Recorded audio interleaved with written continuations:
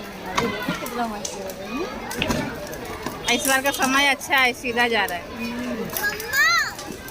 फेरा नहीं हो रहा है। आई ला, देखिए देखिए कितना चल रहा है।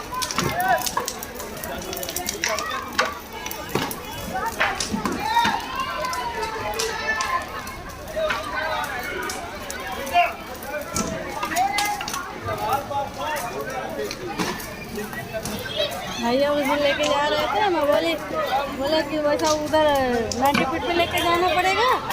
मैं बोली हाँ बराबर है, इधर ही नजदीक।